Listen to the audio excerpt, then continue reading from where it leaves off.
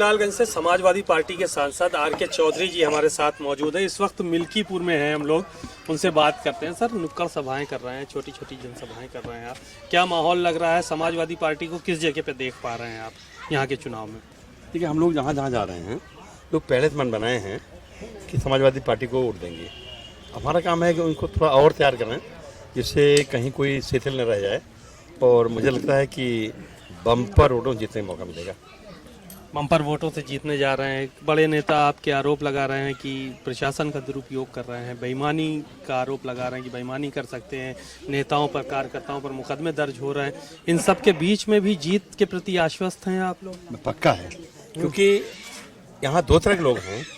एक तो शिकायत कर रहे हैं कि भाई बेईमानी के उतारू हैं, जैसे 107 की नोटिस देके जो माहौल बनाया है, और अगर नोटिस है तो दे देना चाहिए, रिसीव कराना चाहिए। लेकिन अगर सिपाही बोलेगा कि पकड़ जाओगे, बंद हो जाओगे, तो नहीं कहना चाहिए ना, क्योंकि सीआरपीसी का 107 कोई तूफान नहीं है। कहीं कोई विवाद ना हो तो एक तरह से पहले से ही पाबंद कर देते हैं, कोई खास बात तो है नहीं। लेकिन जो माहौल बना है कि लोग डर नहीं, घर से न निकलें, ये प्रशासन गलत कर रहा है।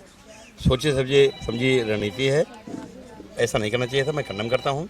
लेकिन जहाँ तक पब्लिक की तैयारी है, इतना तैयार हैं कि उसके आगे बेईमानी कोई काम नहीं करेगा।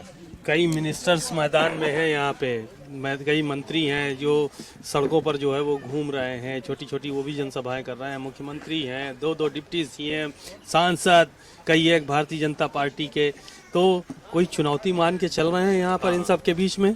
पक्का है, चुनौती तो है, क्योंकि ये चुनाव नेता नहीं लड़ रहा है। आर.के. चौधरी, अवधेश प्रसाद कैंडिडेट नहीं लड़े, ये चुनाव पब्लिक लड़ रही है। आप जानते हैं ये चुनाव लड़ा था पब्लिक ने लोकसभा में, तो हमारे 37 MP जीत गए और बीजेपी बहुत पीछे चली गई। तो ये चुनाव भी पब्लिक लड़ रही है, और यहाँ से एक बड़ा संदेश आएगा।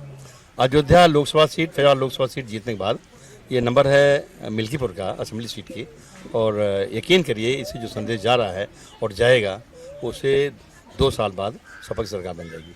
2 साल बाद समाजवादी पार्टी की सरकार बन जाएगी। लेकिन जिस तरह की चीज़ें निकल कर सामने आ रही हैं, दबाव बनाने वाली बात है, या तमाम चीज़ें हैं कि पब्लिक पे वोट न डालने देंगे, इस तरह की चीज़ें भी कई जगह सामने आ रही, तो ऐसे में कैसे जीतेंगे चुनाव? हम लोग तो समझा रहे हैं लोगों ना, या कोई ऐसी समस्या नहीं आई तो हम लोग वोट डालेंगे।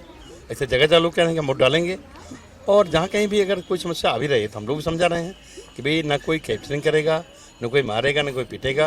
आपका मतलब है कि आपका अधिकार है कि आप जाइए पोलिंग बूथों पे वोट डालिए अपना, तो तैयार हैं।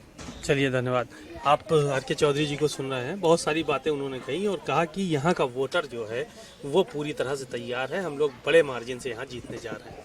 कैमरामैन मेहदी हसन के साथ सीमा नकवी, भारत समाचार, अयोध्या।